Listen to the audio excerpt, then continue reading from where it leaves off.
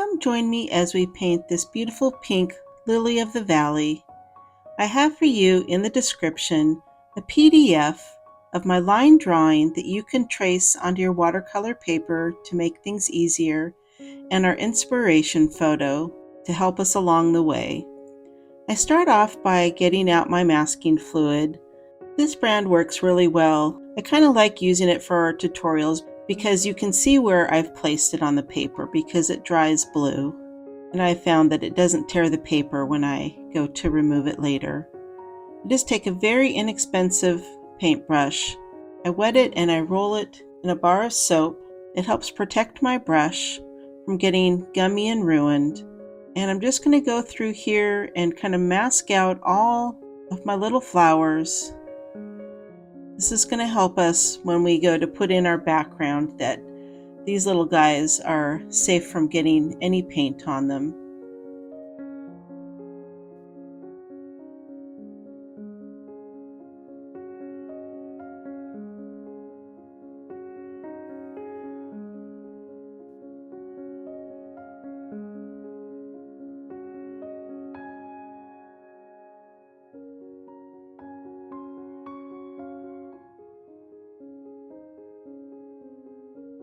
After a couple of minutes, I rinse out my brush, roll it again in soap just to keep that brush protected. And once we've masked everything, we'll start on our background. I just pre-wet the whole area in the back, leaving out the flowers for now. So it takes a little bit of time here to kind of work in between those flowers.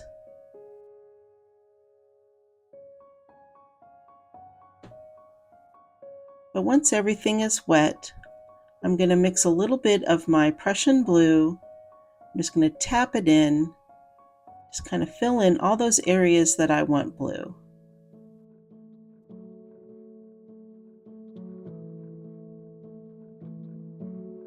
We're going to be keeping our background really simple, just a few colors.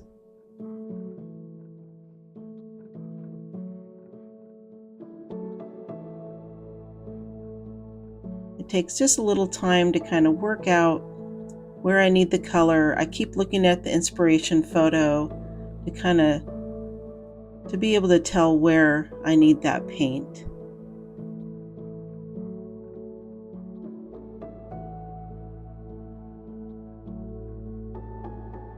Now I'm taking a little bit of indigo. I kind of want the edges to be a little bit deeper. Just kind of place it in there, here and there. It kind of helps our background be a little more dramatic.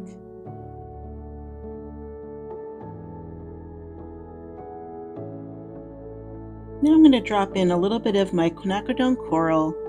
This is going to be the main color that's in our flowers, so we just kind of want a little bit of that in our background. It kind of helps tie it together and make it look like we have a little bit of flowers in the background. I put in a few drops of my Rose of Ultramarine. Didn't really need to use that color, but I was just trying to make a little variation, so you can choose to do that or not do that. In the end, it really doesn't look that different than the coral color, so I think if I were to do it again, I'd probably just leave it out. And now I'm just using a little bit of my Serpentine green. My green areas are still wet, so I'm just dropping it in so it spreads softly. We don't want a lot of detail in behind those flowers, so we're just going to keep it really soft for now. Just kind of laying it in. We'll kind of build the dimension and color a little bit as we go, but this will just be our first layer of color on our leaves. I'm just taking a little bit of sap green, just kind of tapping it in there for a little variation, a little bit of shadow. Our details here are just extremely soft, and it's almost like it's just a little hint of detail.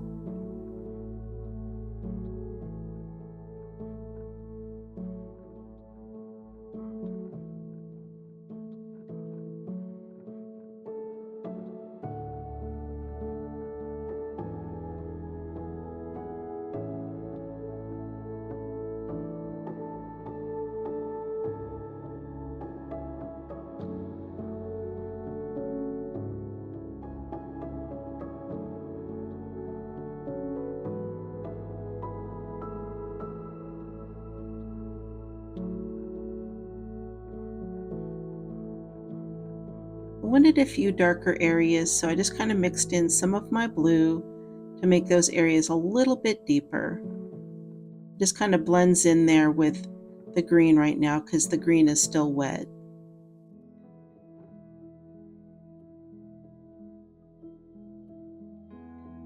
Because we want our painting to really tie together, I'm just taking some very watery Quinacridone Coral and just dropping it in there, just letting it spread softly.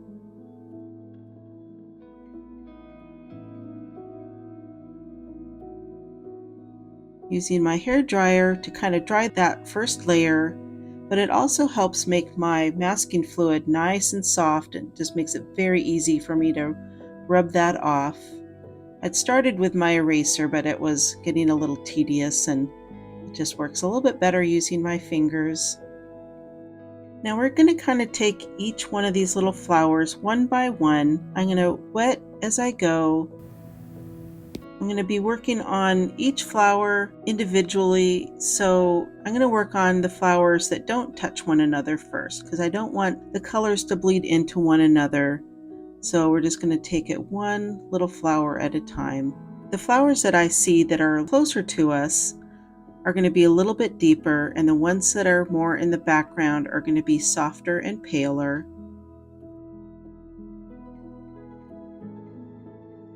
I'm just keeping my first layer very watery, just a hint of color. I'm using my number 1 round brush for this portion because the flowers are pretty tiny, and it just gives me a little more control to kind of work around those little stem pieces. And really, whatever paintbrush you find is the most comfortable for you to work with is the one that you should pick. This just happens to be the one that is working the best for me. Now I'm mixing a little bit of my Quinacridone Coral and my Rose of Ultramarine. I'm just kind of doing a few little color mixtures that I kind of add in there. I don't want every flower to look exactly the same. I kind of want them to have similar colors, but just a few color variations to kind of help each one stand out a little bit. I'll be doing some other color variations as we go. I'm just kind of feeling it out. As I'm painting this, I'm kind of interpreting it and deciding which direction I want to go with each flower. The inspiration photo is probably quite edited, so all the colors look very similar in it, and I'm trying to make this uniquely mine. So I'm kind of going off the inspiration photo just to get a little bit idea of the colors I want to use, but really it's there to inspire me.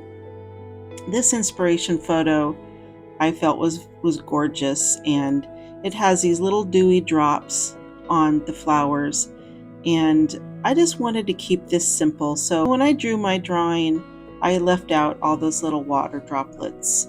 I wanted to make this tutorial a little bit easier, a little simpler, and I just thought by adding in those water drops, it was going to make it a little more challenging, actually a lot more challenging. So I just opted to remove those and make this my own. But I do share with you the PDF download of this inspiration photo. So if you feel like you would love to try this with the little water droplets on it, then feel free to try that. I would love to see if people wanted to kind of expand upon what I've already done here and kind of challenge themselves to do something a little harder. But this painting is yours also, so you take it the direction that you would like to go and just have fun with it. Now let all of those little flowers dry, and now I'm working on my next set of flowers.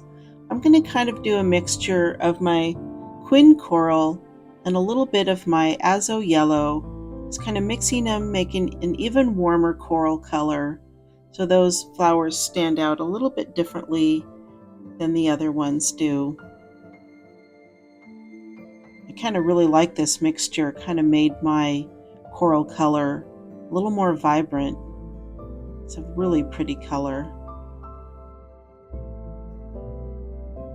And I'll kind of build on the color a little bit on the ones I've already finished as we go.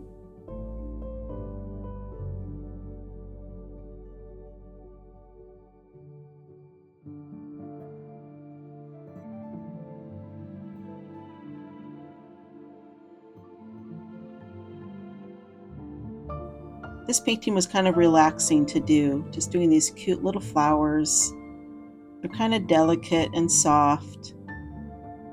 And because we're painting enough of them, and they're not very complicated, it just was really relaxing to sit here and paint this painting today.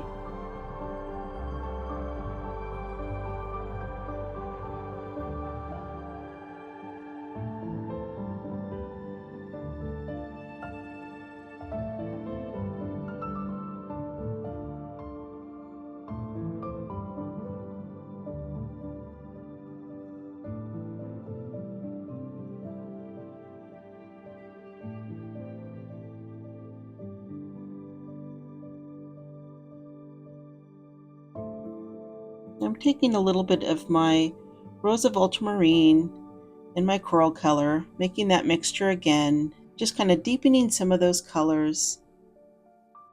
If you don't have a Rose of Ultramarine, you could just use another soft purple color. And if you don't have the Quinacridone Coral, you could just use a pink and a bright yellow, just kind of make your own little coral mixture using those two colors. There's always a way to mix the colors that you have to make new colors that are interesting and fun. Sometimes I take a little color swatch before I get started on my painting, just kind of a little extra piece of paper that I've trimmed off of something else, and I kind of play around with my colors and kind of make my color mixtures and find what I like before I even get started.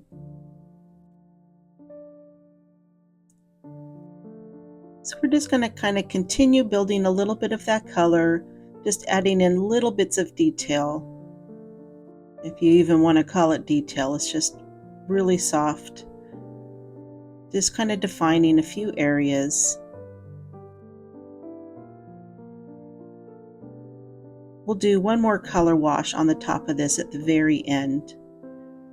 And now I'm just kind of mixing some of my sap green and some of my Azo Yellow, just kind of making a brighter green that looks a little bit different than the Serpentine green.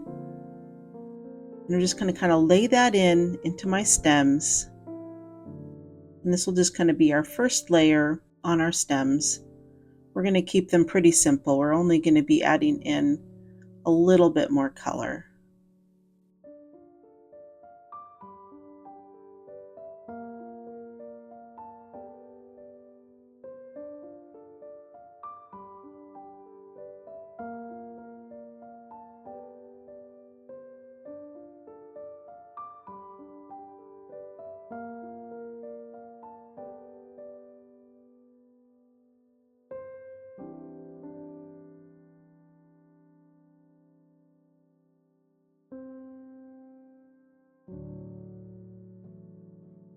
Then I just bring in some of my sap green, kind of deepening those stems at the bottom where they're a little more in the shadow.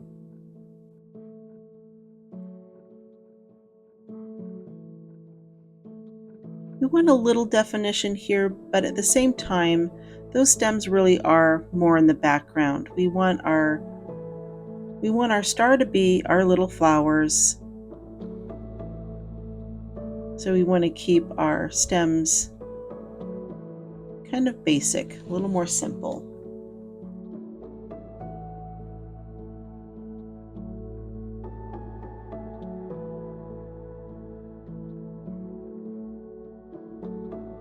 I'm just kind of adding in that darker green where I have a little more shadow.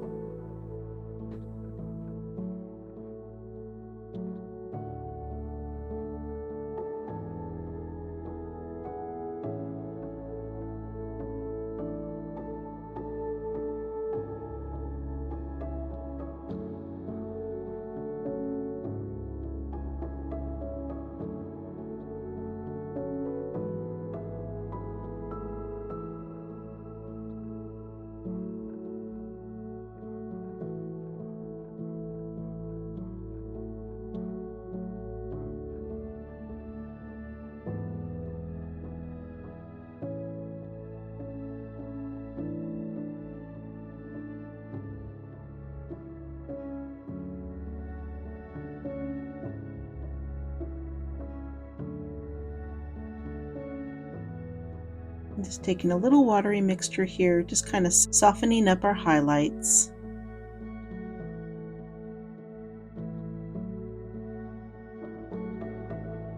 I'm going to be mixing a little darker green.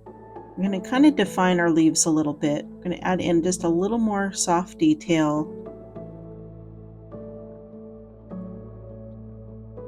We want a little more interest in these leaves. We're not going to be adding too much, but we kind of want to add in some of those shadows, some of those deeper colors.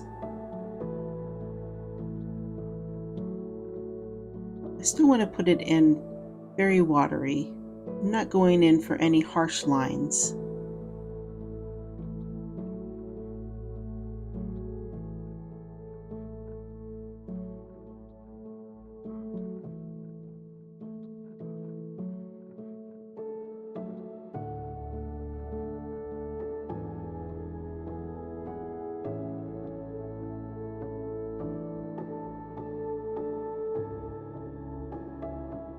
Sometimes I add in a little bit of water before adding in the shadow so that it can just kind of spread softly.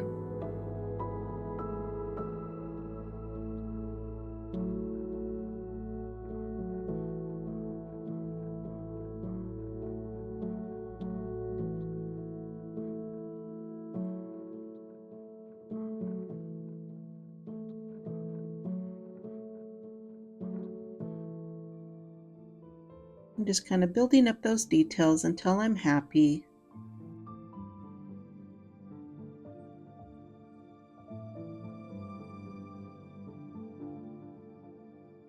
I kind of decided at the end I needed a little more vibrancy, so I decided to use my Quinacridone Rose and just do a watery layer on top of just a few of my little flowers, just to have some of them stand out from the others.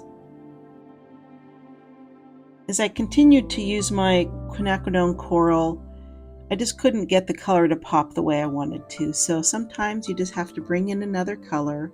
And I really love the Quin Rose. It really is a vibrant color. It's just really pretty. I'm just going to pick a few of the flowers here and there to add that color to, keeping the flowers that are in the background softer and paler.